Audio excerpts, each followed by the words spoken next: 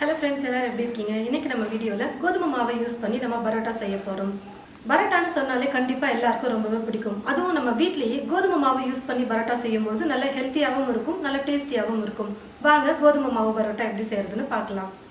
நல்ல ஒரு அகலமான பாத்திரத்தில் 1/2 கிலோ கோதுமை மாவு சேர்த்துக்கிறேன்.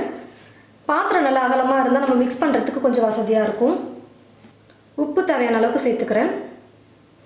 சர்க்கரை 1 ஸ்பூன் சேர்த்துக்கிறேன். உப்பையும் சர்க்கரையும் மாவோட சேர்த்து நல்லா மிக்ஸ் பண்ணி விடணும். ஃபஸ்ட்டு கொஞ்சம் கொஞ்சமாக இப்போ தண்ணி சேர்த்து மிக்ஸ் பண்ணிக்கலாம். பாருங்கள் ஃப்ரெண்ட்ஸ், மாவு வந்து நான் பிசைஞ்சிக்கிட்டேன். நம்ம பரோட்டாவுக்கு எந்த அளவுக்கு எண்ணெய் சேர்த்து பிசைகிறோமோ அந்த அளவுக்கு பரோட்டா நல்லா சாஃப்டாக நல்லா எழும்பி வரும். இப்போ ஒரு குழிக்கரண்டி அளவுக்கு எண்ணெய் சேர்த்து நல்லா மிக்ஸ் பண்ண போகிறேன். அதே மாதிரி நம்ம மாவை எந்த அளவுக்கு ஸ்ட்ரென்த்து கொடுத்து பிசைகிறோமோ பரோட்டா நல்லா சாஃப்டாக வரும். சேர்த்துருந்த எண்ணெய் எல்லாத்தையுமே நல்லா மிக்ஸ் பண்ணதில் எல்லாம் இழுத்துக்குச்சு பாருங்கள். இப்போ திரும்பவும் இன்னொரு குழிக்கரண்டி அளவுக்கு எண்ணெய் சேர்த்து மிக்ஸ் பண்ணிக்க போகிறேன்.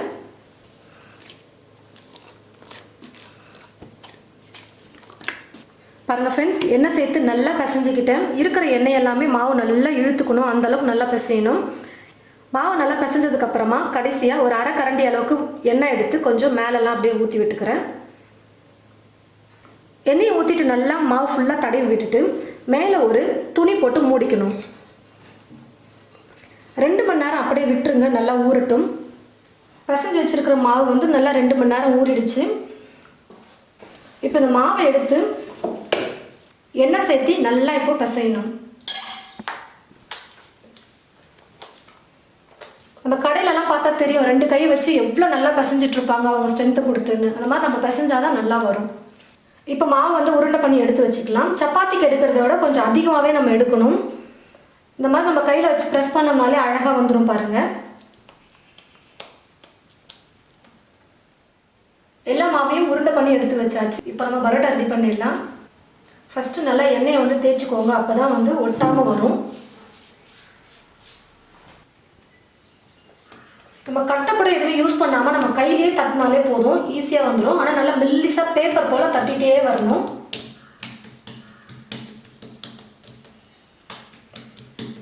நம்ம வீட்டில் செய்கிறதுனால கண்டிப்பாக ஃபஸ்ட் டைமே நல்லா வரும்னு சொல்ல முடியாது. கொஞ்சம் அப்படி இப்படி நம்ம கற்றுக்கிறது தான். 2-3 முறை நம்ம பண்ணிட்டோம்னா ரொம்ப ஈஸியாக இருக்கும் பரோட்டா செய்கிறது. இந்த மாதிரி நல்லா தட்டி விட்டுட்டு கத்தியில் கட் பண்ணி எடுத்துக்கணும். சும்மா லைட்டாக ஒரு லேயர் கிடைக்கணும், அதுக்காக தான் நம்ம சும்மா கட் பண்ணுறோம். இந்த மாதிரி கட் பண்ண பிறகு லைட்டாக இதுக்கு மேலே எண்ணெய் தடவிடணும். அப்போ தான் நம்ம போடுற ஒவ்வொரு லேயரும் மேலே மேலே ஒட்டாமல் நல்லா வரும். ஒட்டிக்கிச்சுன்னா சப்பாத்தி போல் வந்துடும். இப்போ அப்படியே நம்ம ரோல் பண்ணிடலாம்.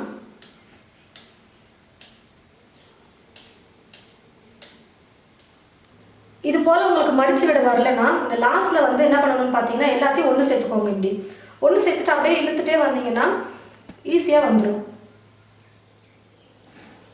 இப்போ அப்படியே நம்ம ரவுண்டாக ரோல் பண்ணி எடுத்துடலாம்.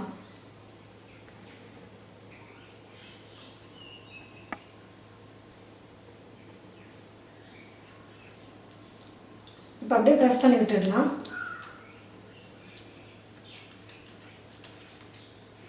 பாருங்கள், நல்லா லேயர் லேயராக எவ்வளோ நல்லா வந்துருக்கு.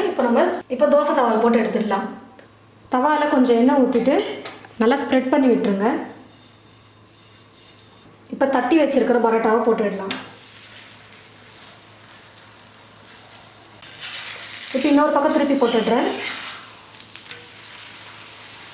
எண்ணெய் வந்து தவாலையே நான் சேர்த்ததுனால இப்போ நான் வந்து எக்ஸ்ட்ரா சேர்த்துக்கல. பாருங்கள், 2 பக்கமும் பரோட்டா வந்து நல்லா வெந்துருச்சு. இப்போ நான் எடுத்துடுறேன். பரோட்டா செஞ்சு முடிச்சதுக்கப்புறமா நம்ம நல்லா தட்டினோம்னா லேயர் வந்து சூப்பராக வந்துடும். பாருங்கள் ஃப்ரெண்ட்ஸ், நல்லா லேயர் லேயராக வந்திருக்கு பாருங்கள் பரோட்டா.